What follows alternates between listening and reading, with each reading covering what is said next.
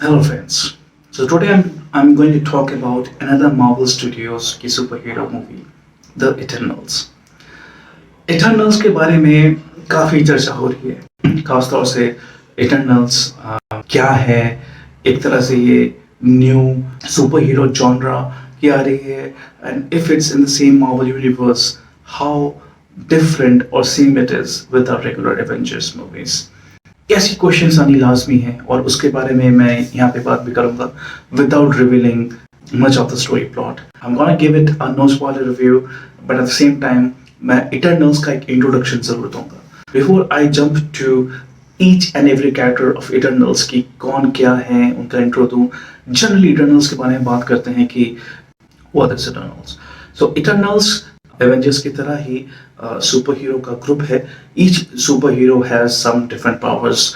किसमें क्या है मैं ये बात करूंगा कि अगर ये मार्वल यूनिवर्स में है तो इन्होंने एवेंजर्स को हेल्प क्यों नहीं किया। जब थानोस ने चुटकी बजाई थी, जब स्नैप किया था, जब आधी दुनिया खत्म कर दी थी, तो थानोस को मारने एवेंजर्स की हेल्प करने इटर्नल्स क्यों नहीं। ये है कौन, अचानक से कहाँ से आ गए। पहले तो इनके बारे में कोई बात नहीं हुई थी। जब Iron Man, Spiderman, Captain America इन सब की बातें हो रही थी तब इटर्नल्स की तो जिक्र भी नहीं हुआ था। तो भैया ये अचानक कहाँ से आ गए ये लोग। तो first and foremost Eternals are basically aliens. मैं स्पॉइलर नहीं दे रहा हूँ, मैं इटर्नल्स का इंट्रोडक्शन दे रहा हूँ। Eternals are basically aliens, just like Superman alien है, इटर्नल्स भी एलियंस हैं। ये सब के सब एलियंस हैं, ये अर्थ के नहीं हैं। कहाँ से आए हैं मैं वो बातें बताऊंगा। हाँ, या इटर्नल्स बेसिकली आप ऐसा समझ लो कि ये एलियंस, उनको भेजा गया है अर्थ की प्रोटेक्शन के लिए, जस्ट लाइक सुपरमैन अर्थ की प्रोटेक्शन के लिए है और ये भी अर्थ की प्रोटेक्शन के लिए है। और अक्सर हॉलीवुड मूवीज में अर्थ की प्रोटेक्शन मतलब यूएस की प्रोटेक्शन। सो मैं उस डिटेल में नहीं जाऊंगा। जनरली बात करते हैं अर्थ के प्रोटेक्शन के लिए, अर्थ के प्रोटेक्टर्स हैं। There is a different creature, Deviants. Deviants क्या है ये, यहाँ पे जैसे मैं बात करूँ कि अगर सुपर हीरो है तो विलेंस भी होने चाहिए, बट यहाँ कोई सुपर विलेन का कॉन्सेप्ट नहीं है। जैसे Thanos is a villain, Batman में जोकर इज अ विलेन। यहाँ पे कोई विलेन का ऐसा कॉन्सेप्ट नहीं है। यहाँ पे there are creatures, lots and lots of creatures, जिसको डेवियंस बोला जाता है। सो डेवियंस, वो ऐसा कहा जाता है कि वो अर्थ में आते हैं, तबाही मचा देते हैं। ये जो इटर्नल्स हैं किस तरह से डेवियंस को मारते हैं, अर्थ को प्रोटेक्ट करते हैं, मैनकाइंड को प्रोटेक्ट करते हैं from this creatures, from this deviance. यही कहानी है इटर्नल्स की। जो आंसर है कि क्यों इन्होंने थानोस को मारने के लिए लोग एवेंजर्स की हेल्प करने नहीं आए थे, बिकॉज इटर्नल्स मैनकाइंड के लिए तो काम कर रहे हैं, मैनकाइंड को प्रोटेक्ट कर रहे हैं, लेकिन मैनकाइंड के काम में, उनके बिजनेस में दखल अंदाजी नहीं करते। That guy I guess answers it because जितने भी वर्ल्ड वॉर हुए हैं, नॉट जस्ट थानोस, जितने भी वर्ल्ड वॉर हुए हैं, जितने भी डिस्ट्रक्शंस हुए हैं, हिरोशिमा नागासाकी, पोम्पाई की जो वोल्केनो हुई थी, और भी ऐसी बहुत सारी चीजें हुई थी तो हिस्ट्री में, उन सब को भी रोकने इटर्नल्स नहीं आए थे। इटर्नल्स आउट एंड आउट सिर्फ और सिर्फ डेवियंस से प्रोटेक्ट करने के लिए आते हैं। और डेवियंस और दोस क्रीचर्स जो पूरी अर्थ को खत्म कर देते हैं, पूरी प्लैनेट को खत्म कर देते हैं। So that's being said, इसकी वजह से इटर्नल्स एक तरह से इमॉर्टल हैं, न जाने कब से हैं, कब से। सो यहाँ पे थोड़ा सा लॉन्ग लीनियर टाइमलाइन का भी दिखाया गया है। कभी वो 500 BC में बेबीलोन में भी हैं, कभी वो हिरोशिमा के टाइम पे भी हैं, कभी वो करंट सिचुएशन में भी हैं। ऐसे बहुत सारे मल्टीपल सिनेरियोज हैं जहाँ पे इनको दिखाया गया है कि they do exist even during world war they were there. उन्होंने रोका नहीं बिकॉज वो मैनकाइंड के काम के बीच में टांग नहीं अड़ाते। गुड पॉइंट, टांग नहीं अड़ाना चाहिए। Anyway, jokes apart. सो अब हम बात कर रहे हैं कि इटर्नल्स में जो it's a group, right, different super heroes की ग्रुप है। सो इटर्नल्स के जल्दी से बात करते हैं कि कौन कौन है इटर्नल्स। इटर्नल्स में एक इंपॉर्टेंट कैरेक्टर है सर्सी। नहीं, गेम ऑफ थ्रोन्स का रेफरेंस नहीं दे रहा हूँ यहाँ पे, ये भी कैरेक्टर का नाम है सर्सी। द एक्ट्रेस जेमा चैन, इन्होंने सर्सी का रोल किया है। She is an Asian actress. जल्दी से बात करते हैं कि सर्सी की पावर क्या है। सर्सी बेसिकली अपने फिजिकल कांटेक्ट से किसी भी मैटर को ट्रांसफॉर्म कर सकते हैं। मतलब आपने ट्रेलर में देखा होगा कि जैसे जब बस गिर रही होती है तो बस को छूती है तो वो बस का जो मैटर है बस को कन्वर्ट कर देती है रोज पेटल्स में। एक डायलॉग भी बोला गया है कि वो पत्थर को छूती हैं तो वो उनको आइस बना देती हैं। सो बेसिकली वो मैटर को ट्रांसफॉर्म कर देती है from one matter to another, from one nature to another. पत्थर को छुएंगे या पहाड़ को छुएंगे, उसको आप किसी और चीज में कन्वर्ट कर दो, ये उनकी पावर है। ये एक तरह से वन ऑफ द लीड दिखाए गए हैं। इनके अलावा एक और कैरेक्टर हैं, उनका नाम है इकारस और Ikaris. Ikaris has been played by Richard Madden. Ikaris के बारे में जो यहाँ पे है, इनके बारे में बोलने के पहले मैं एक और चीज बोलूंगा कि इकारस नेम के बारे में। इट्स अ बिब्लिकल कैरेक्टर, और इकारस की ये बिब्लिकल कैरेक्टर का रेफरेंस मैं क्यों दे रहा हूँ ये भी इंपॉर्टेंट है इस मूवी में। अगर आप ये मूवी देखोगे आपको पता चल जाएगा। इकारस biblical form, he was one of the guy जो उड़ना चाहता था, तो उसके डैड ने उसको वैक्स के पंख लगा के दिए थे और उसको बोला था कि बेटा ये पंख है और ये विंग्स से आप उड़ सकते हो, लेकिन आप सूरज के पास मत जाना। और जैसा हर कोई नोटी बच्चा करता है, शरारती बच्चा करता है, जो पापा ने बोला उसका उल्टा ही करना है।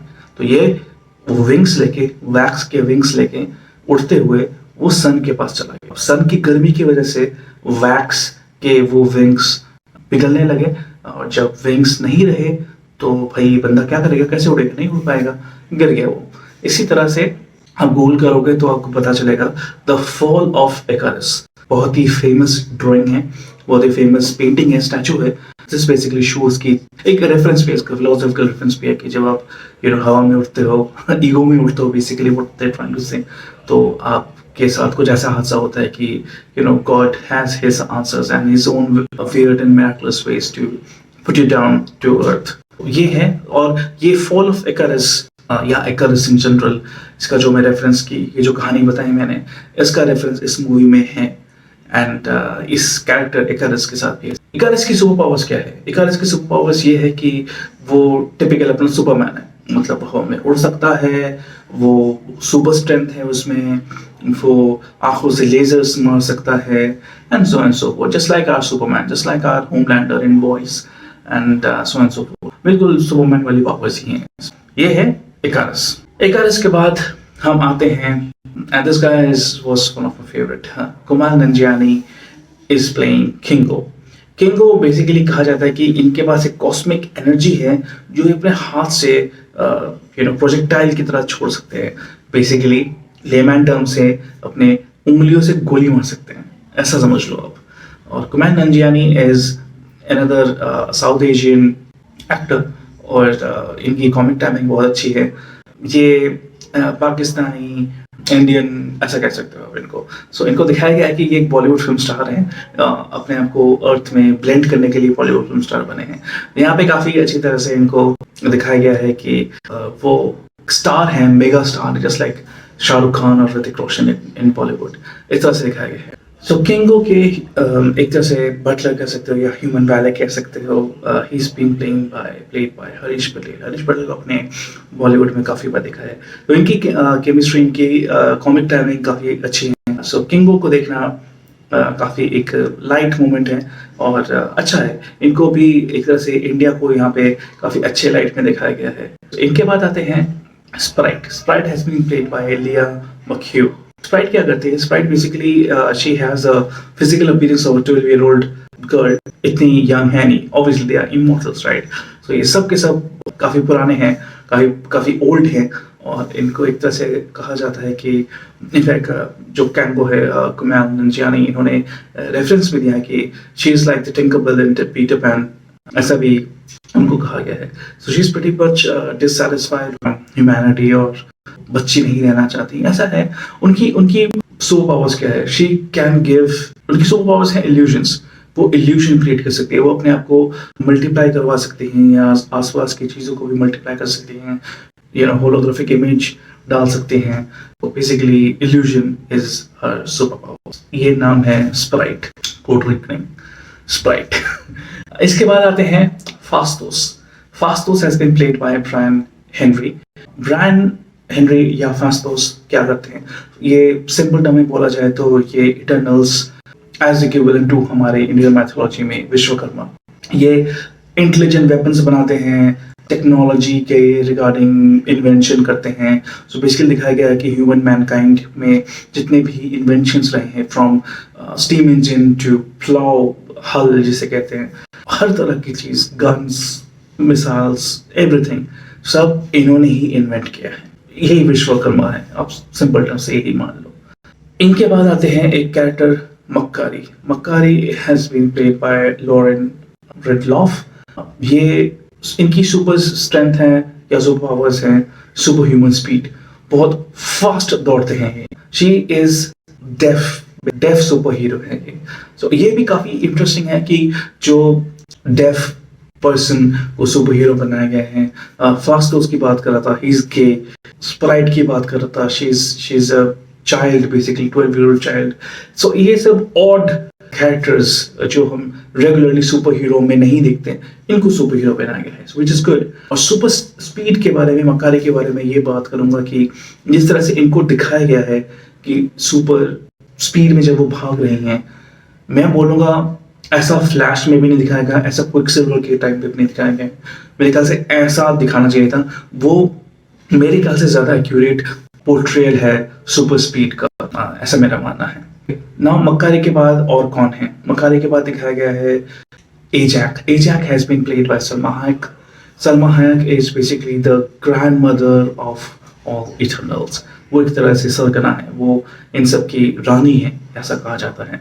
She is the wise and the spiritual leader of Eternals. जो उनकी एबिलिटी है कि वो हील कर सकती हैं, and she can be the bridge between all Eternals, human mind connect की तरह से। कॉमिक बुक में एजैक वाज अ मैन, यहाँ पे मूवी में इसको फीमेल कन्वर्ट करके जेंडर कन्वर्ट कर दिया गया है, और Salma Hayek is playing Ajak. Thena is another character and she is being played by Angelina Jolie, and she is basically create any weapon out of cosmic energy. Drake is another character. Basically, he can manipulate others' mind. And the last one is Gilgamesh. Gilgamesh is being played by Don Lee. Thena के काफी अच्छे दोस्त हैं Gilgamesh. Gilgamesh is like Hulk. वो बहुत strong है. The first Korean superhero ऐसा कह सकते हैं. So all these guys are Eternals. I was happy to see Angelina Jolie and Salma Hayek as super hero. अच्छा लगा इनको देखना। इनके अलावा आप किट हैरिंगटन, जो गेम ऑफ थ्रोन्स के जॉन स्नो हैं, उनको आप देख सकते हो in the role of Dane Whitman. He works in the National Museum history of London, और बेसिकली वो एक हिस्ट्री प्रोफेसर है और वो सर्सी को डेट करते हैं, यही उनका रोल है। ऑल्दो इनको लास्ट में आफ्टर क्रेडिट्स में एक इनका रेफरेंस दिया गया है, जो हो सकता है बाद में जाके इनका एक अच्छा कैरेक्टर एक्सटेंशन बन जाए इटर्नल यूनिवर्स में। तो ये सब के सब इटर्नल्स हैं, and how they protect earth from deviant. Deviant कौन है, कहाँ से आए हैं? इटर्नल्स बेसिकली कहाँ से आए हैं? एलियंस तो बोल दिया, बट ये कहाँ से आए हैं?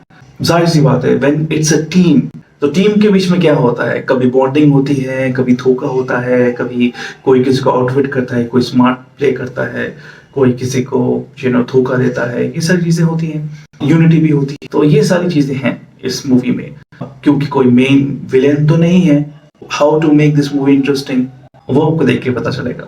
So I would say Eternals is not a bad movie, just like मैंने शैंची के बारे में बात करी थी कि it's a superhero movie and it's a different movie. Being in the Marvel Studios, me being in the Marvel Comics, किस तरह से वो Avengers से different है।